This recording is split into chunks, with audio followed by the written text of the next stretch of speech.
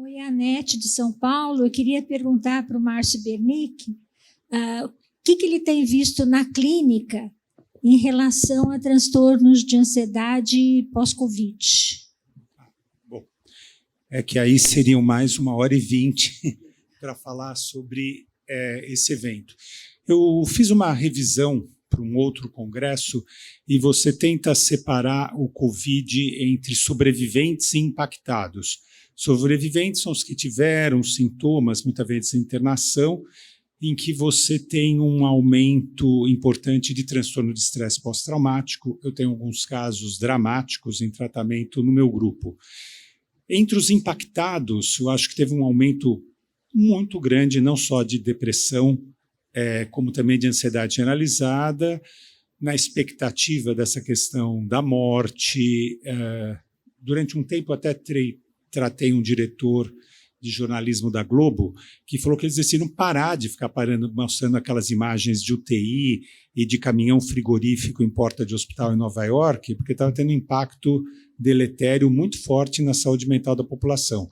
Então, eu acho que todos os psiquiatras vão reparar, sim, um aumento grande de casos. Tá? Outra coisa que surgiu na minha clínica recentemente é que assim, você tem uma série de jovens de 13, 14, 15, 16 que ficaram 2 anos em casa com aula online e prova online. Né? Isso fez com que o grau de afinco aos estudos desse uma relaxada razoável. Agora voltam para escolas meio, como é que eu chamo? Meritocráticas, Bandeirantes, Móvel e outras, e aí você tem 50% da classe reprovada em matemática.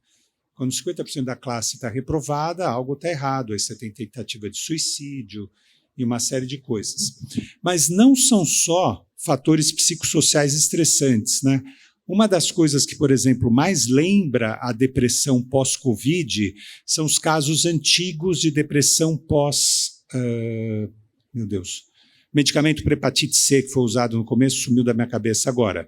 Então você tem essa ativação de fatores inflamatórios cerebrais que tem repercussão também no cérebro, leva à dificuldade de aprendizado e leva também a sintomas de ansiedade e depressão, mas aí entre os sobreviventes, os que tiveram Covid. Tá? Interferon, essa palavra que tinha subido da minha cabeça. Quem já tratou depressão pós-interferon é uma coisa pesada, e essa coisa de fadiga, o que os americanos chamam de lead paralysis, paralisia de chumbo sobre o corpo. Quer comentar sobre depressão e ansiedade pós-Covid, alguma coisa? Na verdade, uma das coisas que eu tenho observado no consultório, que eu queria tirar uma dúvida, né, aqui com o Márcio. Bom, primeiro, a questão da associação da questão da ansiedade e abuso de substâncias, na verdade, principalmente questão de benzodiazepínicos, né? Acho que isso é uma das coisas que a gente acaba vendo muito no consultório. A outra coisa que eu tenho uma dúvida é que às vezes eu tenho pego pacientes jovens, né, que nunca tiveram crise de pânico, ok? Não pareceu, do ponto de vista clínico, que tivesse mais ansiedade ou do que o normal, a não ser o aumento do consumo de maconha. Aquele indivíduo que fazia uso de maconha esporadicamente, final de semana, dava aquele tapinha e tal, começou a fazer uso diário e, às vezes, 3 vezes no mesmo dia. O quanto que isso pode contribuir para, por exemplo, fenômenos de crises de ansiedade ou crises de pânico. Excelente comentário. Uma coisa que a gente sempre sabe é que a maconha é um psicodisléptico e que sempre causou bad trips em algumas pessoas predispostas. Essa bad trip da maconha é a crise de pânico. Tá? Então, tenho muitos pacientes cuja primeira experiência de pânico foi usando maconha e eles param de usar. Esse é um fenômeno, tá? Sempre existiu. Com a maior liberalização da sociedade em relação à maconha, não vou fazer julgamento de valor, tem pessoas que começam a usar sem restrição. Não é mais aquele cigarrinho sábado no pôr do sol, depois de surfar à tarde, que você fica sentado usando uma vez por semana. Você começa a usar 8 cigarros por dia. Ou um outro paciente meu, 12 a 16, mas daqueles fininhos, tá? Então, você começa a ter uma situação em que você tem uma dessensibilização dos receptores de endocannabinoides endógenos e uma sensação de tensão psíquica e ansiedade que é secundária à abstinência intermitente de cannabis entre uma fumada e outra. Tá? Então, eu acho que eu estou começando a ver alguns casos de ansiedade crônica em usuários diários de cannabis e fica uma situação que o paciente vai te dizer, mas só a cannabis me melhora. Falei, ok, porque só a cannabis trata a síndrome de abstinência de cannabis, que é a ansiedade e tensão psíquica, tá?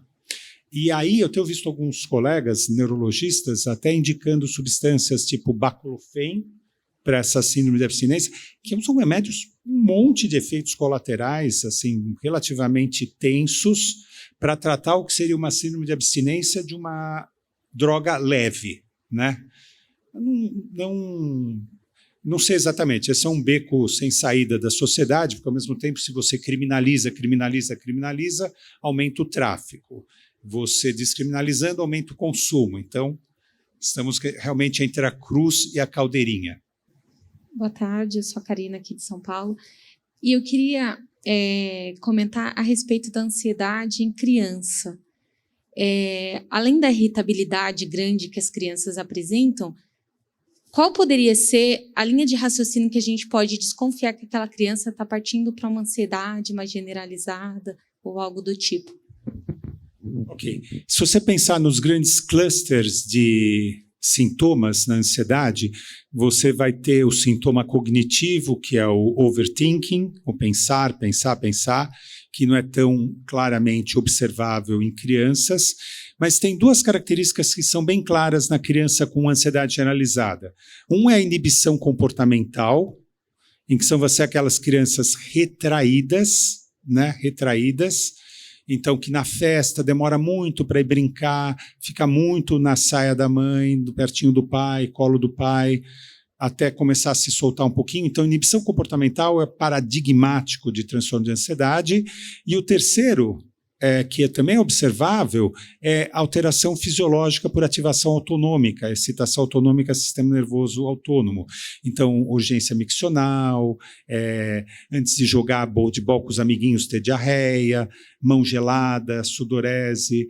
Então, você tem, mesmo que você não tenha muito relato, eu me sinto ansioso, eu estou com medo, a inibição comportamental, a manifestação fisiológica podem dar umas dicas de que é uma criança ansiosa. A ansiedade começa em crianças.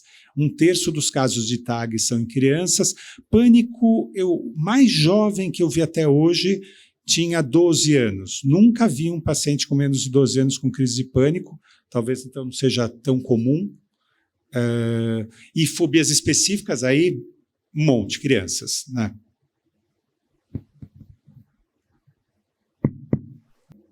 Então, queremos agradecer ao Dr. Sérgio, né, e ao Dr. Márcio e à Associação Médica Brasileira pela essa oportunidade histórica desse primeiro Congresso de Medicina Geral da Associação Médica Brasileira. Aos organizadores, nossos parabéns e muito obrigado a vocês por prestigiar esse momento importante na história da medicina brasileira.